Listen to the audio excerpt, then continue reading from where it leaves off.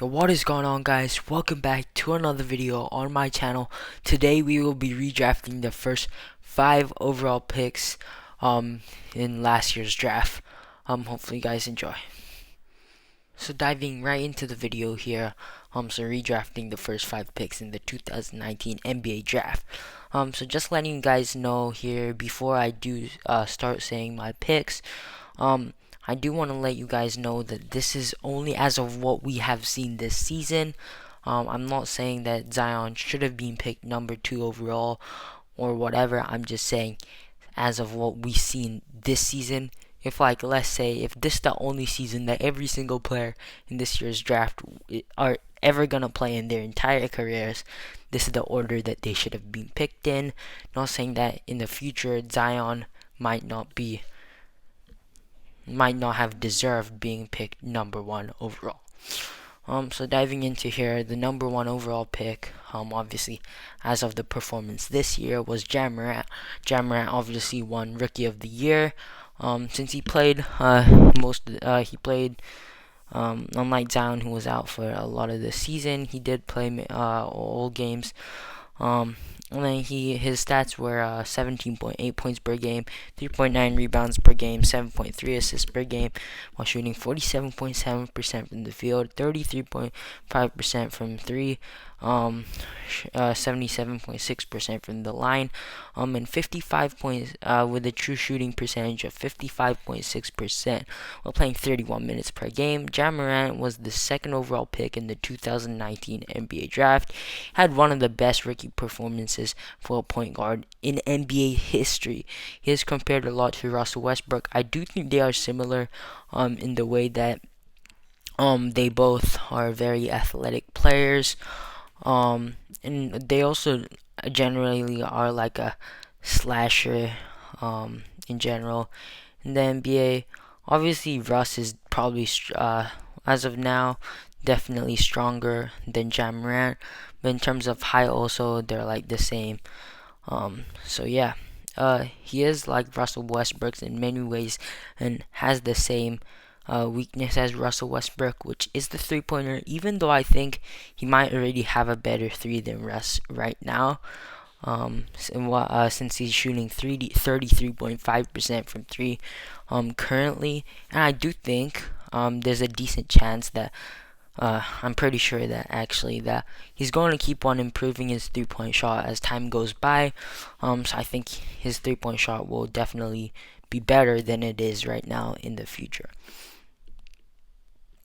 So with the number 2 overall pick, Zion Williamson, this season he probably did have the best stats among all rookies, except he could only play 24 out of the 16 games, 60 games, I mean, sorry, due to injury. His stats were 22.5 points per game, 6.3 rebounds per game, 2.1 assists per game, while shooting 58.3% from the field, 42.9% from three, while shooting 64% from the line, with a true shooting percentage of 61.6%. While playing 27.8 minutes per game. Obviously, he couldn't play as many minutes as he probably would have if he didn't get injured, because he was on restricted minutes. And then other than that, his efficiency was really good from the field, and from three. But from the line, it wasn't the best performance. But other than his free throw percentage, his efficiency was great. Zion Williamson was the number 1 overall pick in the 2019 NBA draft. Zion is a very unique player because despite weighing a lot, his body fat is very low, and he somehow still has a 45-inch vertical. However, during the whole NBA shutdown time, like, Zion lost some weight as well, apparently. I personally think Zion may have won Rookie of the Year if he didn't get injured. Actually, not just think, I'm pretty sure. Unless, I don't know, maybe Jammer, unless he just didn't play well, maybe afterwards. But I'm pretty sure he would be able to keep this up. Unless something, of course, happened. I don't know. Number 3 overall pick, Tyler Herro. Tyler Herro was the 13th overall pick in the 2019 NBA draft. He was probably the biggest steal in this year's draft, which the Heat are really good at doing.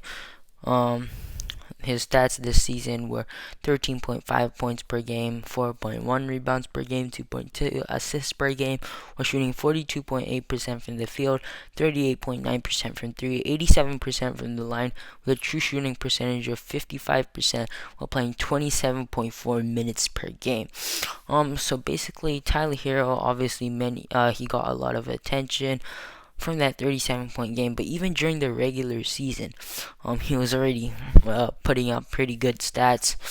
And also in general, he really looked like a leader. Even before this, he was really taking big shots for the Miami Heat. Even before the playoffs, during the regular season. Tyler Herro was drafted by the Heat. In general, the Heat are very good at finding talent and then developing that talent. Tyler Herro is just one example.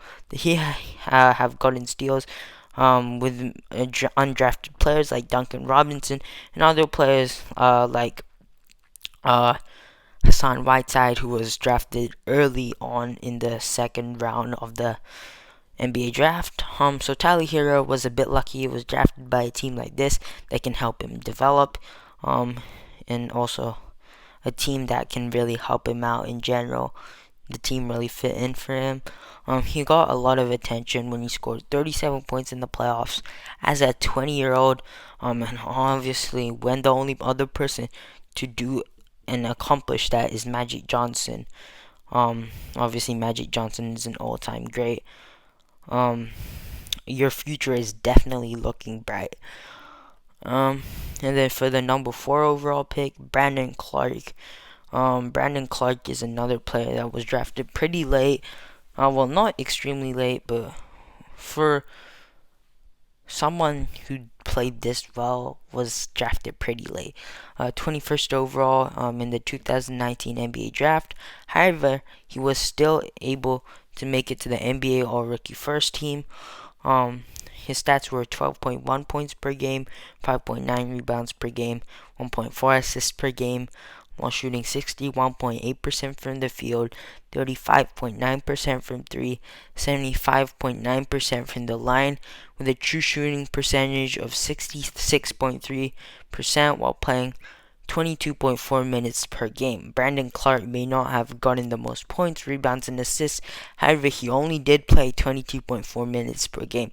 For reference, his stats are like this if he played 36 minutes per game on the same efficiency. Obviously, that's the same stat as per 36 minutes, but 19.4 points per game, 9.6 rebounds per game, 2.2 assists per game, with 1.3 blocks and 0.9 steals per game as well, which is really good. He is also very efficient from the field, with a field goal percentage of 61.8% and a decent 3-point percentage of 35.9%. I think he also has a good true shooting percentage with alongside a decent free throw percentage as well. And then the last one here, the number 5 overall pick. Obviously, the Warriors made the finals, so they didn't get a very high pick at all. However, with their 41st overall pick, they drafted Eric Pascal. Eric Pascal was drafted by 41st overall by the Golden State Warriors. However, he still was able to make the All-Rookie First Team. So he went from being drafted 41st overall to making the All-Rookie First Team, which in my opinion is just crazy. But anyway, here are his stats. 14 points per game, 4.6 rebounds per game, 2.1 assists per game, while shooting 49.7% from the field, 28.7% from 3. 77.4% from the line. With a true shooting percentage of 57.1% while playing 27.6 minutes per game. Curry and Clay were injured, and because of that, Coach Kerr just tried to give their young players more minutes. Due to this, Eric Pascal was able to show how good he was and showed that he is a good player. He may not have also shot too well, but other than that, he was really good. And at the end of the day, he can learn from Clay and Steph. So I think he can be an all-around complete player. Even if his shot doesn't improve, he impressed everyone by being drafted 41st overall and then becoming part of the all-rookie first team. Yeah, so overall, guys, this was people that were drafted this year, so not just rookies. So Kendrick Nunn, I didn't include in this, even though he's obviously a great player. I only did this for the people that got drafted this year in the NBA draft. Hopefully you guys did enjoy that video. If you did, please make sure to give this video a thumbs up. Comment down below if you want to see any video in particular, and subscribe for more content. Thank you for watching.